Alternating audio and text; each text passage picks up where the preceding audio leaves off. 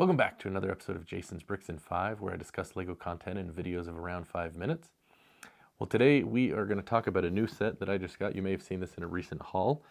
It is set 40658. It is the Millennium Falcon Holiday Diorama. It's this one here. It's a fun little build. I think it was $30 for the set, $29.99 US.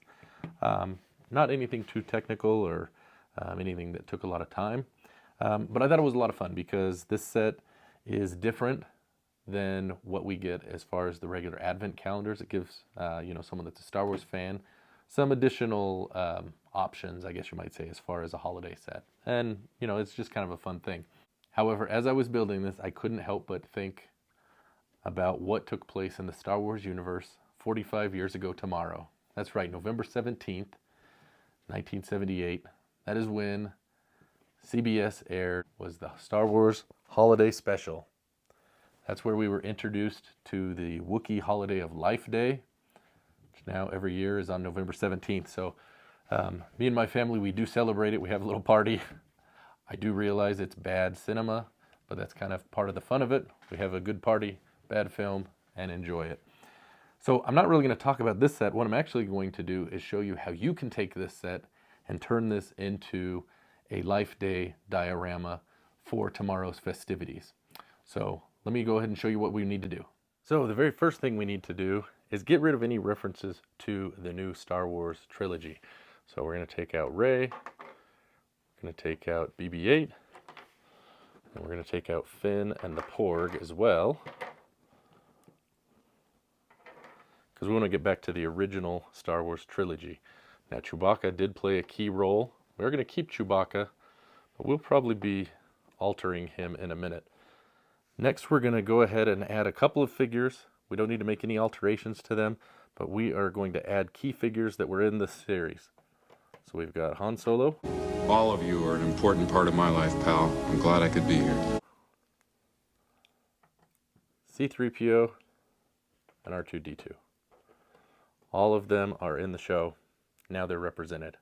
We need to add Princess Leia, and we want it to be original Episode 4 Princess Leia. However, we're going to change out her blaster for a microphone, because you may remember she sings the big song at the end, the Star Wars Life Day song. A day of harmony. So there, that's better. Next, we're going to add in someone who made their debut, probably what many people consider to be the only redeeming factor of the holiday special. We're going to add Boba Fett, but we're going to add a new one. We're going to add this old one because he looks a little funky, and that's how he looked in the show. I know this sleeping virus the Empire uses on its enemies. They have a remedy for it in the city. Next, we are going to add one of the other key figures, of course. We need to add Luke Skywalker. For this, we're going to need a couple of different options. We've got X-Wing pilot Luke, and that's the outfit he was wearing, but he didn't have his helmet on. So we're going to make a combination of him with Farm Boy Luke and the hair. So we're going to go ahead and remove X-Wing pilot Luke's head. And we're going to do Farm Boy Luke's head, and we will replace them. Now you might say that looks good. However, if you've seen the holiday special, you know that that is not actually how he looked. For some reason, he is very heavily makeup. You don't know where he is? Oh, he's not there yet, is that it? So we've got to make him look more true. So we are going to go ahead and use this head here, but we want him to be a happy Luke. So there we go.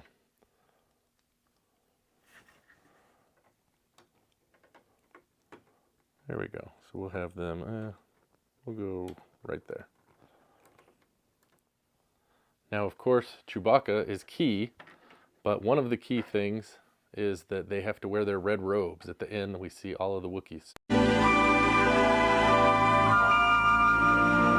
Take this Chewbacca and just remove the head part, and we're going to take this Imperial Royal Guard. We don't need the weapon, and we don't need the head or the helmet.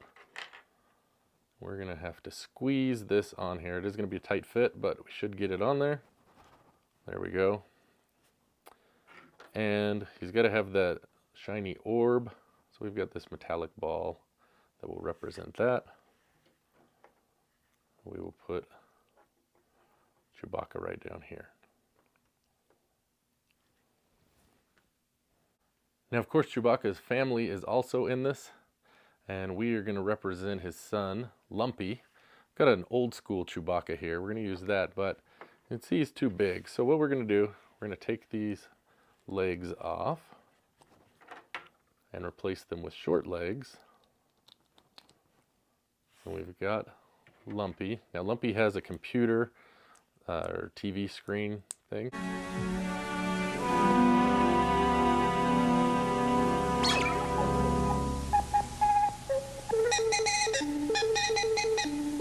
So we're going to use this laptop to represent that. Put that in there.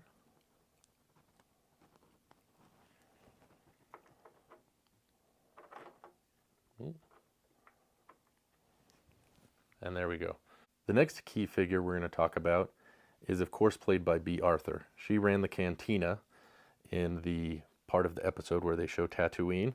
So to make that, we're going to use this figure from the Lego Movie 2 and this Elizabeth Swann figure because the red gown looks somewhat like what Bea Arthur wore. And there you go. So now we have the cantina person, and we'll give her this cup to signify the cantina.